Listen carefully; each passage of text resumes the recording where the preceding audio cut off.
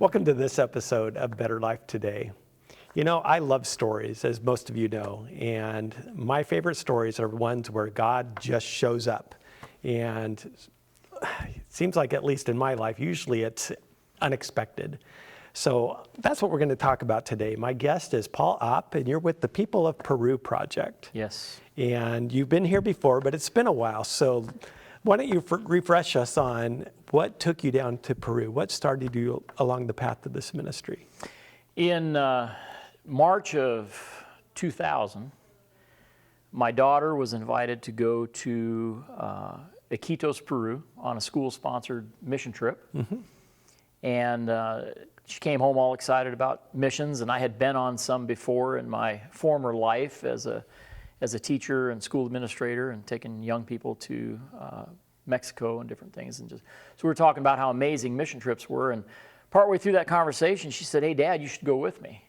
And I thought, you know, it's kind of spring-ish, and I had a logging company, and we had road restrictions, and it's not a very productive time of year in March. You can sit dead in the water for weeks waiting for the roads to open. And I thought, why not?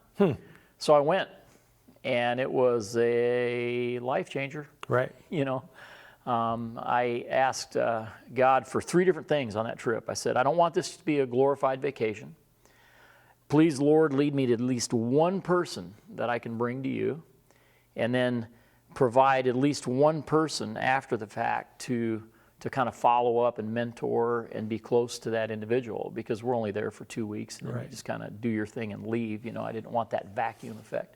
So even at this point in your life, you're running a logging company. You were an educator as well at the time? Well, not at the time. Not at the time. I had Okay. gone into business. I'd been entrepreneuring for about 15 years, had a logging business up north of Spokane, up in the mountains there. Okay.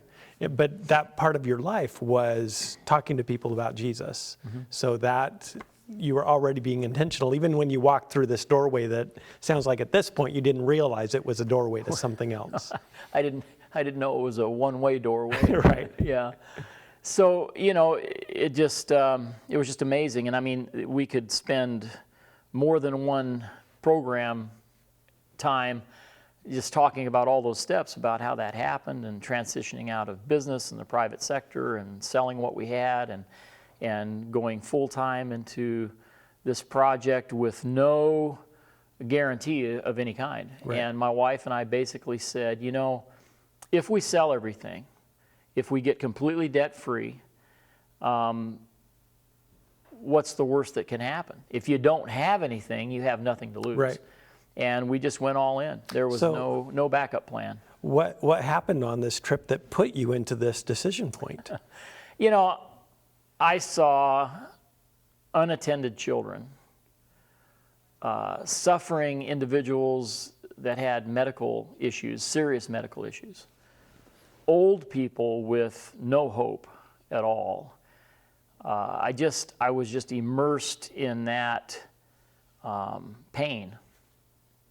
I'd met somebody on the very first day that we got there that was an English speaker, and he and I kind of became friends, and he started showing me around. I didn't really have a lot of responsibilities with the group. I was just a tag-along parent. The school welcomed you know, some other adults to come along, but I didn't have any really responsibilities. So I spent more and more time each day running around with this new friend that I made, and then ultimately another guy. So there was 3 of us, and they were English speakers, and of course I didn't speak any Spanish, and I said, show me the parts of this city, of this jungle city of Iquitos, right at the headwaters of the Amazon. Show me the parts where the tourists aren't going to go. And I'll tell you, they took me to some places that blew my mind. I had never seen poverty like that. Now, I've been doing this for 22 years now, and I've had lots and lots of people over the years saying, oh, you know, Paul, you don't have to go all the way to Peru. You know, we have poor people in this country, and certainly that's true. But there is no safety net there for impoverished, for people that have literally nothing, people that suffer some sort of medical issue within their family, and a mother that has to choose between medicine for a sick child or food for the rest of the family. Right. Or medicine for one sick child, but they don't have enough for the other. Oof.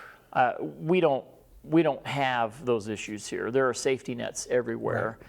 To the point where, actually in our country, a lot of those safety nets have turned into hammocks. Yeah. But that's a whole nother topic. It reminds me of the early 1900s before they had things like the Food and Drug, where people did have to choose between going hungry or drinking milk that they know has issues and whatnot. But that's way in the past, and this is the present. Yeah, it was just a life changer for me, and I just met some people that ended up later on being very, very significant to the work that we're doing there now. And to me personally, I started going back by myself, and I think I told some of those stories when I was here last time.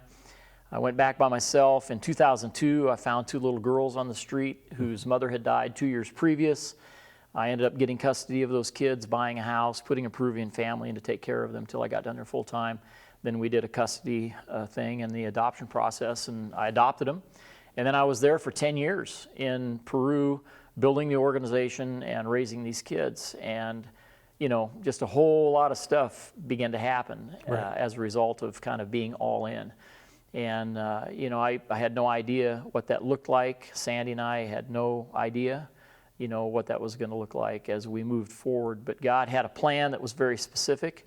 And here we are 22 years later with more stories than we could ever share, and thousands of people whose lives have been impacted by the volunteers that have come to help us, by the financial supporters back home that have made it possible. We've given free medical and dental care now to over 65,000 people in that city. We've got a crisis center for abandoned and abused girls that have taken children that are just absolutely broken because of circumstances. We've had 11-year-old mothers because of violent acts against them. These kids that have come for protective custody. I could tell you stories that I actually can't tell you on camera because they're so horrific. And we've got some children in our care right now that have suffered more than you could ever imagine. But God opened the doors to that facility because He knew that there were children that needed a place to be today. Right. And it's just been incredible how that's all happened over the years. It's been 22 years, but I'll tell you, 23 years ago, if you'd have said, "Hey, Paul, I think you're going to be living in the Amazon jungle," and I would have looked at you like you were a unicorn. I mean, the furthest thing from my mind. Right. Yeah. Well, that's one of the things that's interesting to me. God calls us differently. And there are some people that are called that are probably coming and visiting your organizations, and they come back home, but they come back home changed. I remember when I went to India the first time and seeing poverty, we were out visiting the villages, and I came back feeling guilty for what I had. I was having conversations with my wife that this is so unfair. We should just sell everything we have. It's so wasteful. And so you have that, and it gets you to engage, but you don't leave your home.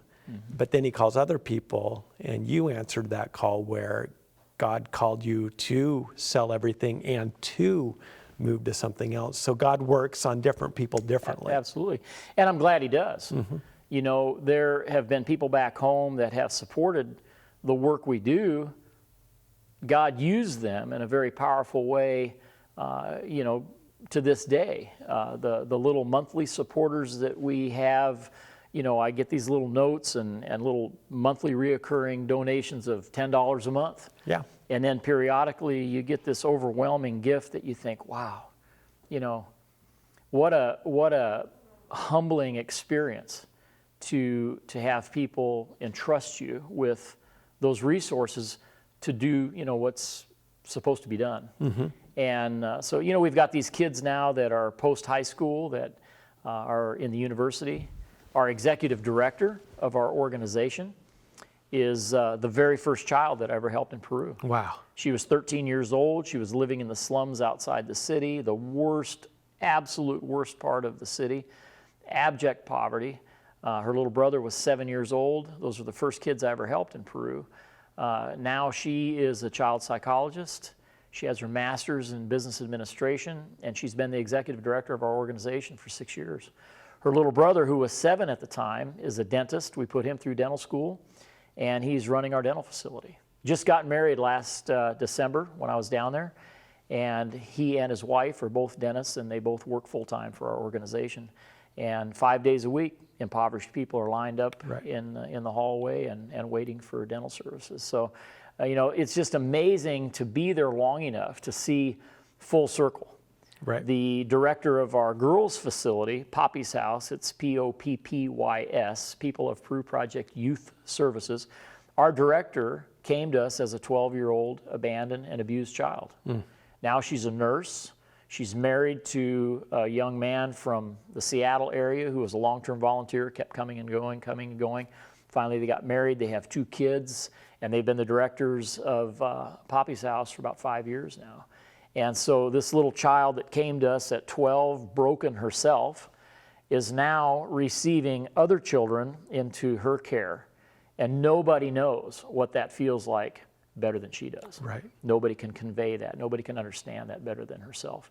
And so God just keeps bringing people around, whether it's the volunteers, whether, you know, bringing their expertise, whether it's the, you know, the financial supporters, the long and short-term missions. I just got back just 2 weeks ago from Peru, and there was a nursing group from Union College in Lincoln, Nebraska that were there. They served over 1,000 people in the 6 clinic days that they did. Wow. And talk about an impact, you know. Right. Amazing. So you continue to impact. I mean, 22 years, those are some pretty long teeth in the nonprofit world. It is. So what a blessing. Yeah. And we're going to be taking a quick break here shortly, but I'm interested in hearing a little bit more about all the different services you do offer. But we also had something happen a couple years ago that we're just starting to emerge from a little bit when COVID hit. Yeah. And I'd really like to hear, because I know how I felt when that hit, and you question whether or not your time is done or not. Absolutely. And I'm really interested to hear how God brought you through that. All right, folks, we're going to take a quick break. We'll be back right after this. Stay tuned.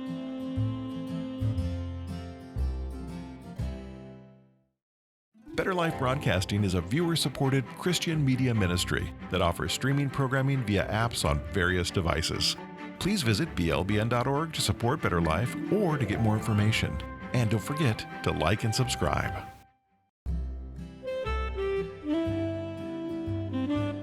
Welcome back. My guest today is Paul Opp. You are with the People of Peru Project, and you've been with them you started them 22, 23 years ago.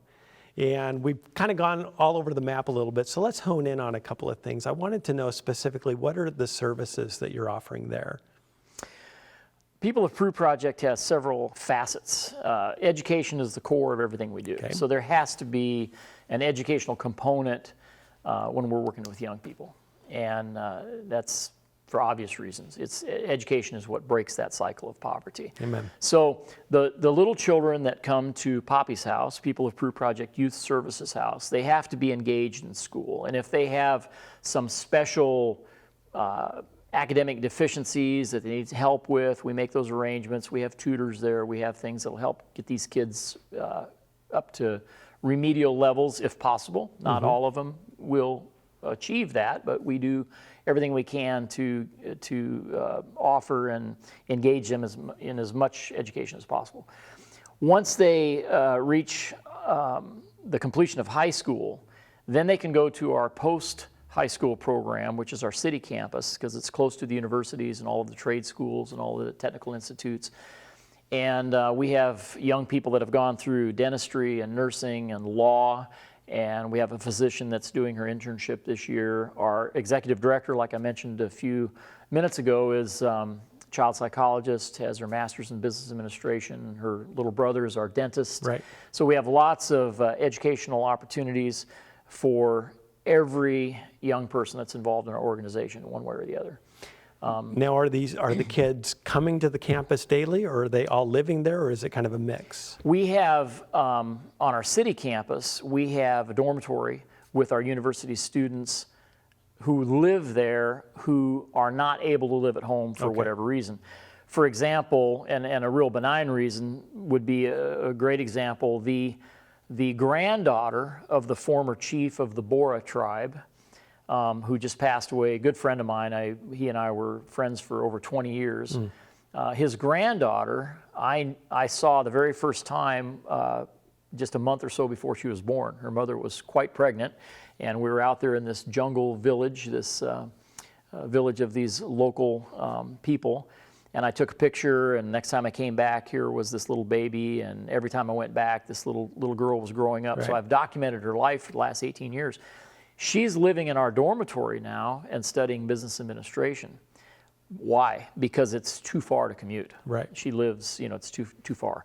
So she's there for no dramatic reason other than distance. Right. We have young people living with us who can't be at home because of whatever happened that brought them to us to begin with.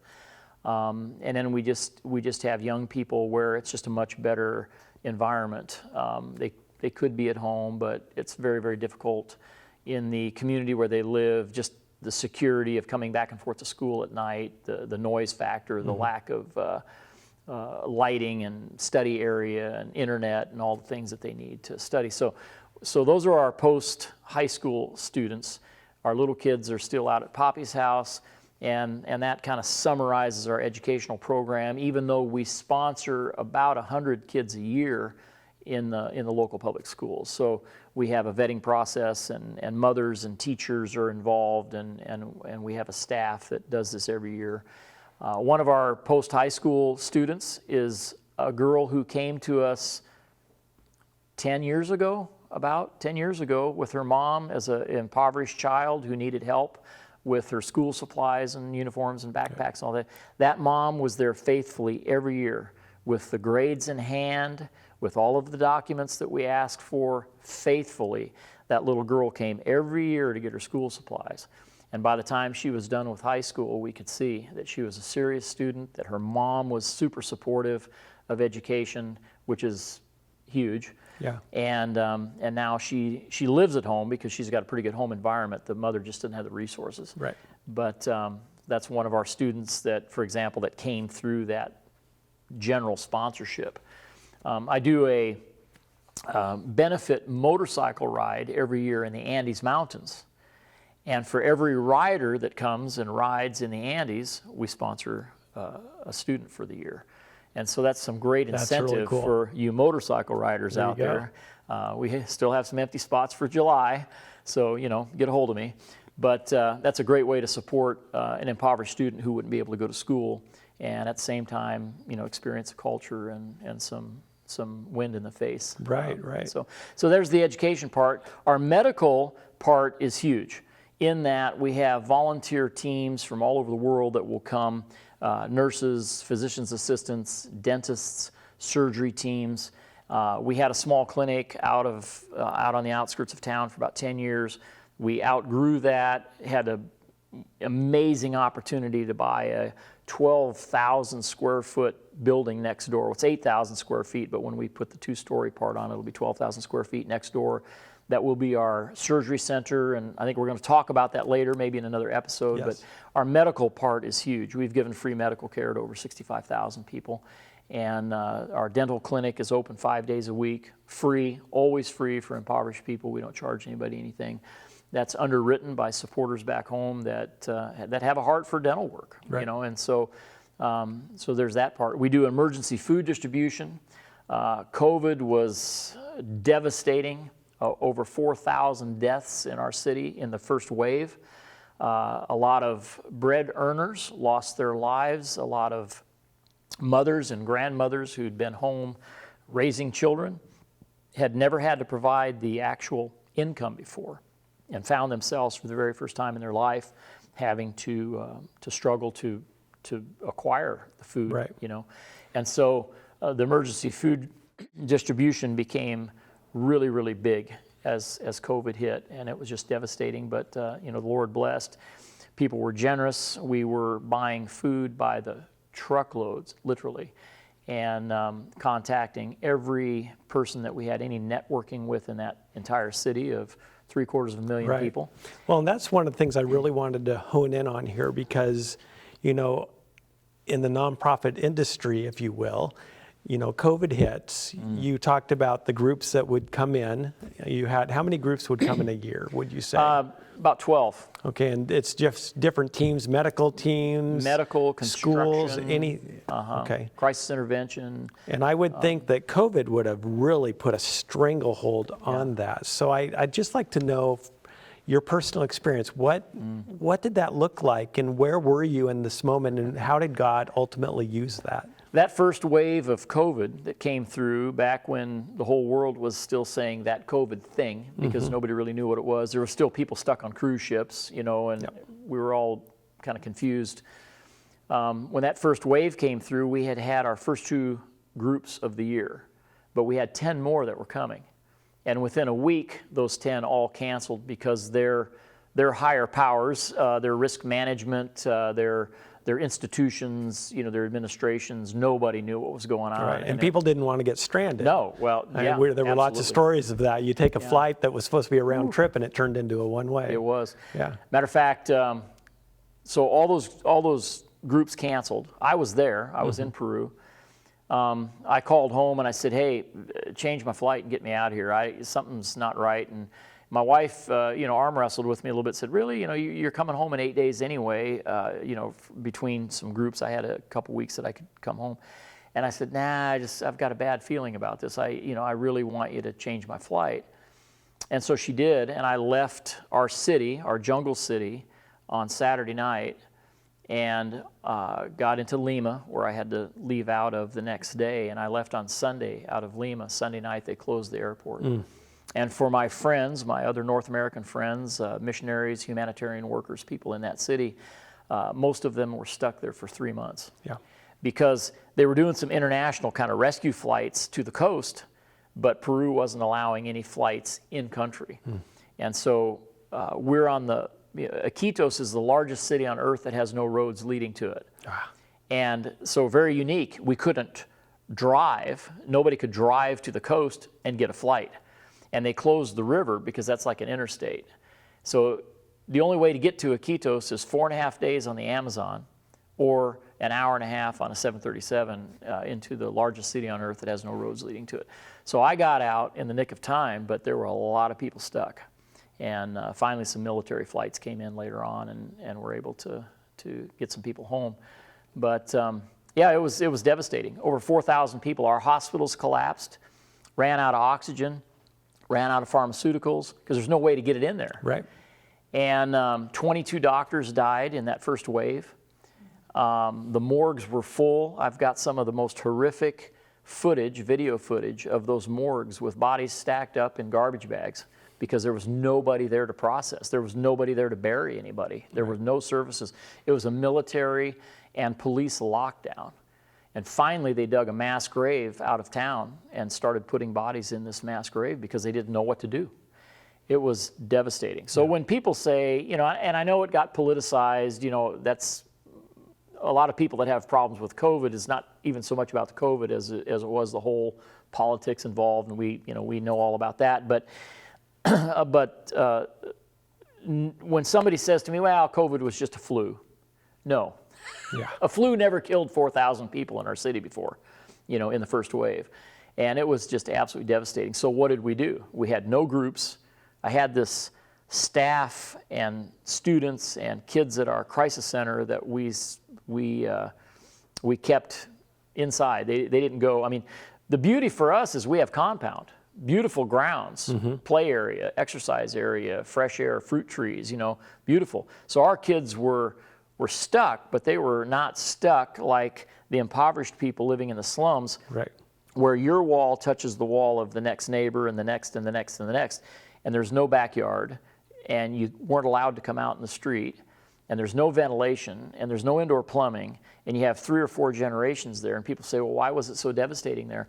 If you take the most vulnerable population here in the U.S., the elderly and people with medical conditions and nursing homes or, whatever the case may be, times that by 10, stuff all those people in one little house, that's 12 feet long and 10 feet deep with one window and a door, the multi-generational aspect and no sanitation and no ventilation, right, it just just wiped out whole communities. And within days, people were hanging white flags out the front of their home to indicate they had no food. Wow. Because these impoverished people work today to earn money today to buy food for today. And within a day or two, there was no food. And so we pivoted. All of a sudden, we had no groups. So we pivoted, and I was home by this time with COVID, by the way.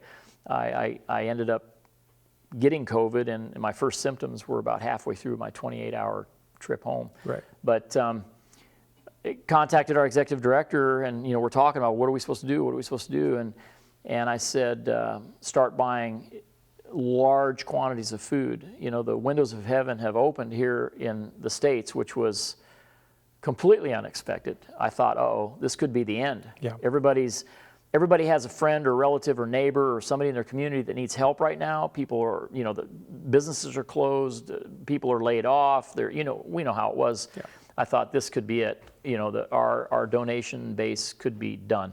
Yeah, I'm going to interrupt you. Okay. We are about out of time, but we're going to bring you back for another episode. So we're going to talk a little bit more. You kind of teased that you're going to be starting the surgery center, and I want to hear a little bit more about how God used you through this. But I'm going to give a spoiler and just let you know that God led through, and He used your organization in a powerful way for that community. And I want to hear more about how that impacted you as well. Okay. So thank you for joining us, and we'll see you on the next episode of Better Life Today.